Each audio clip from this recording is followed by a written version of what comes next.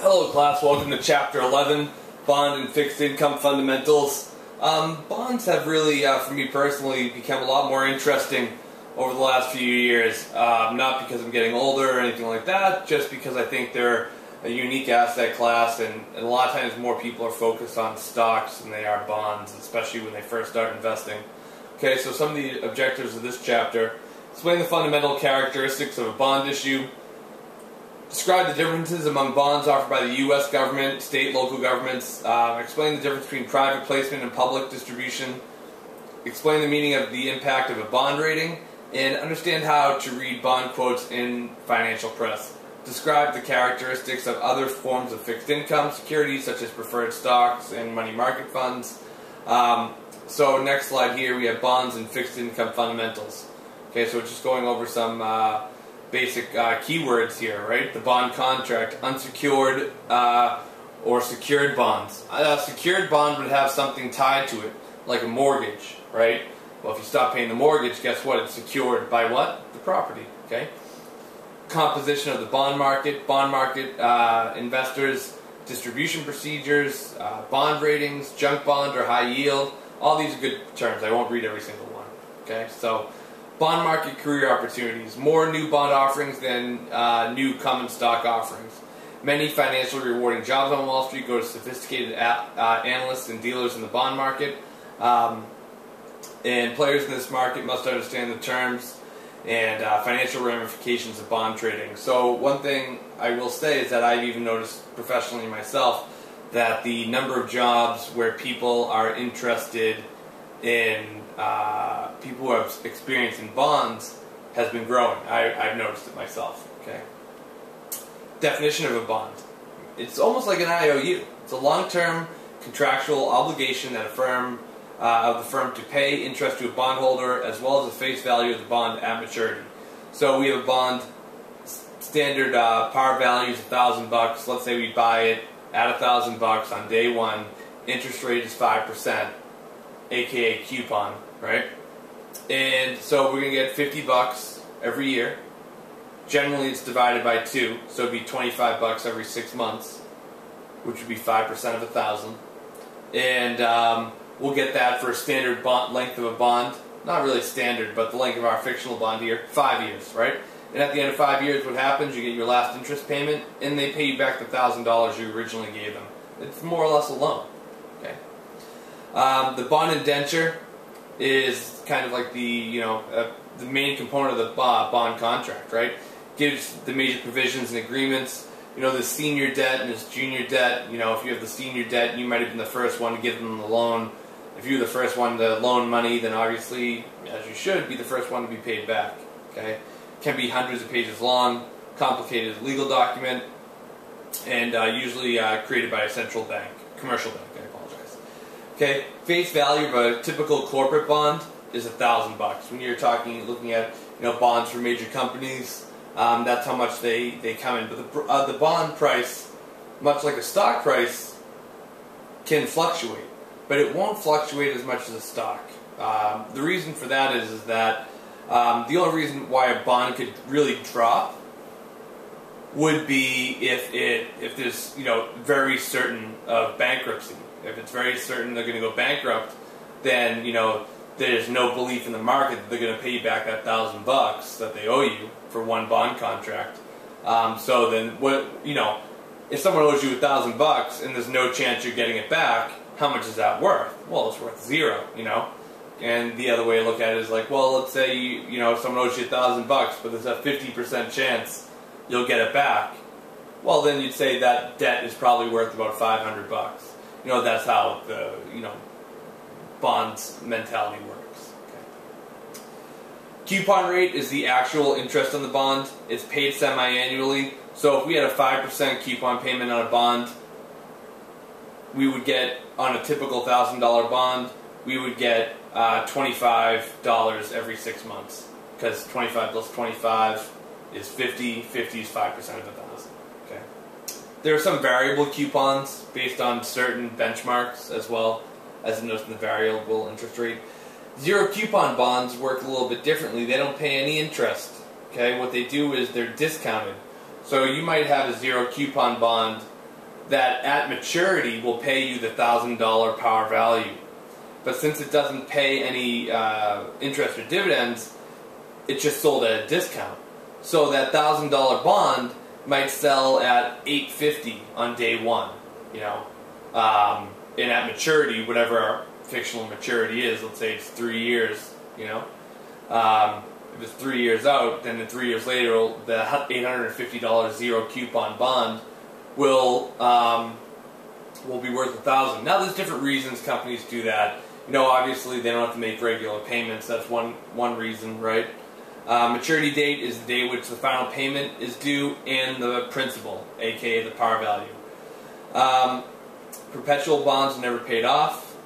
Serial payment bonds are paid off in installments over the life of the issue.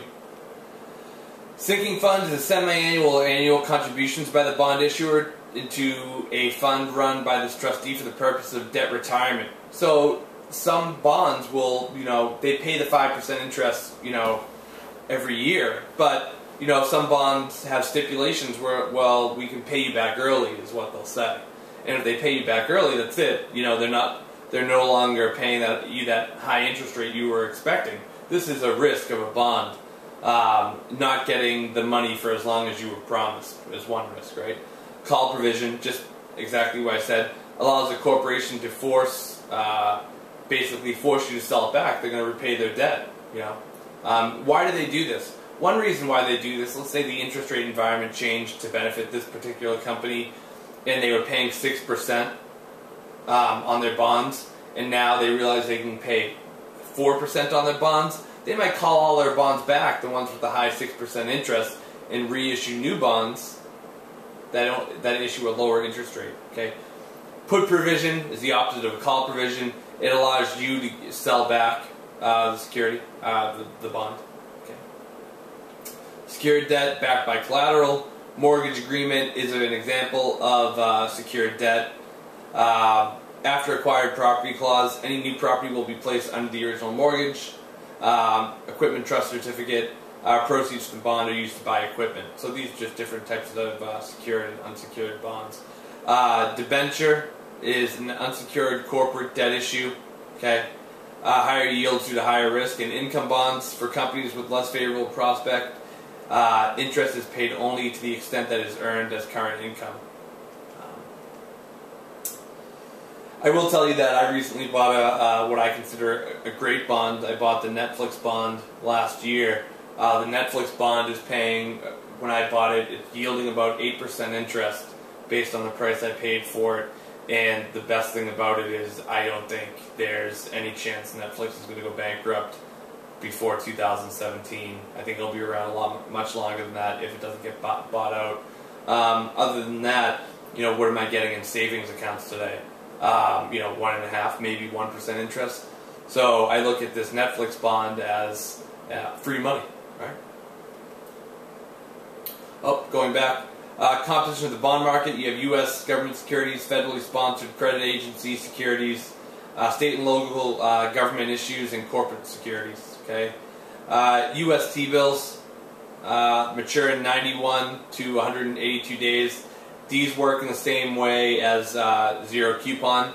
They're sold at a discount, and they don't make payments. So you pay a lower rate, a lower dollar amount, but that, you know, $1,000 T-bill gets paid back to you at the full amount. So as you can imagine, government securities, very low interest rate because it's very low risk. They're going to go bankrupt. Okay. TNotes, very popular investments. They mature in 1 to 2 years. Pays interest semi-annually. You know, these are often act as an inflation hedge. You're not going to make money, real money, by investing in T-notes. Or any government security for that matter, for the most part. T-bonds, long-term, taxable for the IRS, and tax exempt for state and local taxes. You know, same thing there. Okay. Treasury strips are zero coupon securities. Strip is a separate trading of a registered interest and principal securities. There's an example of using them down the bottom. So a 25-year bond has an annuity of 50 semi-annual interest payments and one final principal payment. Each of those payments could be stripped off and sold as a zero coupon strip. Okay. So you sell off so you basically turn the payments side of that bond into another security, and you have somebody paying for those payments as a separate, you're basically taking apart the bond. Okay, inflation index Treasury securities, TIPS, Treasury inflation protected securities. They started offering them in '97, protected investors against inflation. At least that was the idea. Next, federally sponsored credit agency issues. So Fannie Mae and Ginnie Mac, we hear about them occasionally in the news if you keep up with finance. Authorized by an act of Congress to finance federal projects. They're not direct obligations of the company, of the government. They're operated in the sense that the government kind of runs them, in a sense, and oversees them strongly. They're technically a separate company, but they're sponsored by the government. I wouldn't compare it to NASA, right? But something like that, right? Where it's part of the government, but it's kind of sometimes private. They do private sector stuff. Anyway, moving on. Ginnie Mae, Government National Mortgage Association, they buy mortgages from various lenders at a discount. Okay, why do they do this? To keep the market liquid. Okay, state and local government securities, municipal bonds, debt securities issued by state and local governments. The most important feature of these is that they're tax exempt, so it gives them an edge against corporations, right? So while a corporation can have a bond that issues 8% interest, right, that's taxed. So hack off 30% of that interest right off the start, and your 8% interest is probably more like closer to 5%. But since the government securities, these muni bonds, are tax-free, the government can issue these securities at 5% interest. And how you should look at everything is after taxes, a 5% muni bond is about the same as an 8% corporate bond. Okay. In this little example here, which is distorted on the slides, I apologize, but I do highly recommend that you take a look at it in the book. Goes over the very easy equation for doing the before tax yield on a taxable investment. Just what I talked about, how to calculate, the before tax investment and vice versa. Okay. General obligation versus revenue bonds. Okay, general obligation issue is backed by the full faith, credit, and taxing power of the governmental unit, and a revenue bond is based on some revenue-generating project. Could be a toll booth. Well, just first example right there. Higher credit quality for general obligation issue rather than for revenue. Why is that? Well, it's because a revenue on a certain project can go up or down. There's always exceptions to the rule, like a toll booth bond might be worth more, right? Because it would probably be looked at as fairly stable. Okay. Muni bonds have a third-party guarantee, an insurance backer. 30% of all muni bonds are guaranteed by insurance companies. These issues receive the highest ratings possible. Severe damage occurred to many municipalities during bond ratings during the recent recession. Just recently, a county in California, I believe San Bernardino, went bankrupt. Guess what that means? They're not paying back their bondholders. Same thing goes for a corporation. When you hear American Airlines is going bankrupt, what does that really mean? It means, for the most part, they're not going to pay their bondholders anymore, and their bonds are worthless. Okay. Main source of financing for corporate securities. Bonds supply 80 to 85% of financing needs. Just give you some examples of organizations that go to bonds. Generally trade in units of 1,000. My Netflix bond was trading at a value of about 1,050, so it was a little higher priced. And the interest it was paying was around 8.5% on 1,000. But because I bought it for 1,050, that's where I get my true yield from, not the the $1,000 face value, because I didn't buy it for 1,000. I bought my bond issue for 1,050. So that 8.5% interest is really probably closer to 8 because I paid a little bit more for it. Okay. Bond market investors is dominated by large institutional investors. There's more smart money, as they call it, in the bond market. Insurance companies, banks, pension funds, mutual funds. Institutional investors account for 80 to 85% of trading in a key segment of bond market. Relatively strong primary market, relatively weak secondary market. Foreign investors buy only 10 to 15% of government U.S. debt. Distribution procedures, okay, permits large companies to file one comprehensive registration statement to give multiple issues of the bond. This is just more some of the technical back-end stuff. Firms can issue bonds through an investment banker. Further issues are said to be sitting on the shelf, so they have plans to sell these bonds, right? They have a right to sell X amount of bonds. Doesn't mean they have to all at once.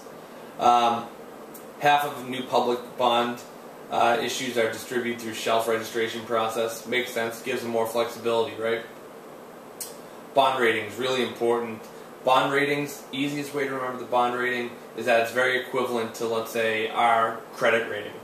The worst rating you have, and I'll let you look in the book to actually see the letter ratings, and it gives you the ranking of them.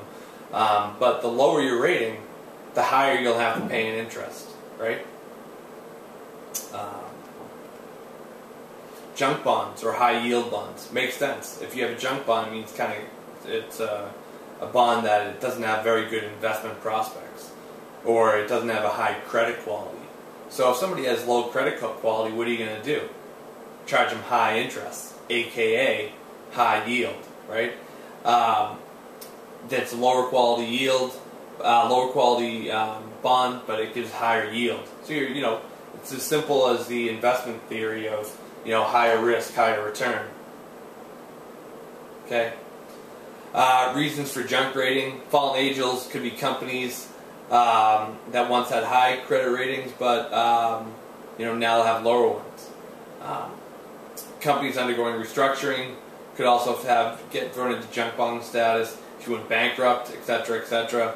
Lower rated bonds trade at larger yields than higher quality bonds. That makes sense. You get, as I said, you're going to get higher interest for lower credit quality. Risk premium is higher for lower rated bonds. Basically repeating the same thing as the first statement.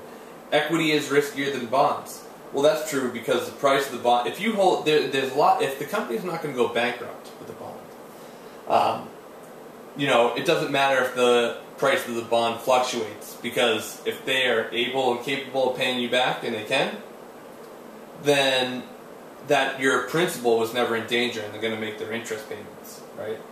But with equity stock can fluctuate big time. It can drop, 50%. It can go up 70%. Those are pretty big swings, but it's possible.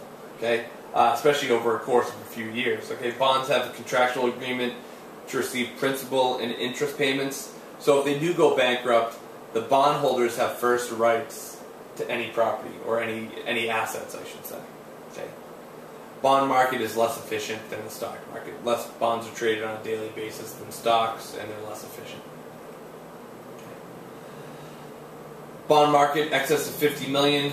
U.S. makes up approximately 48% of the market, with Japan, Germany, and Italy trailing. In certain years, foreign bonds have performed better than U.S. bonds. Okay. Other forms of fixed income, you have CDs, certificates of deposit. We've seen these at banks. You lock up your money with the bank for a certain period of time. They pay you a little bit higher interest rate. It talks about the size of the CDs. And they're insured by the government. When you see something that's insured by the government, guess what? Expect a lower return, because guess what? There's lower risk. Okay. Commercial paper is unsecured promissory note for a corporation. They generally mature in less than 90 days. Okay. Banker's acceptance is a drawdown on a bank for approval of future payment, and is subsequently presented to the bank for payment. So it's more like a short-term loan for a bank at high credit qualities. Okay. Money market fund is a vehicle to buy short-term fixed income securities through a mutual fund arrangement. Allows smaller investors to pool funds to buy higher yielding large CDs and other similar investments. This originated, maybe 20 years ago.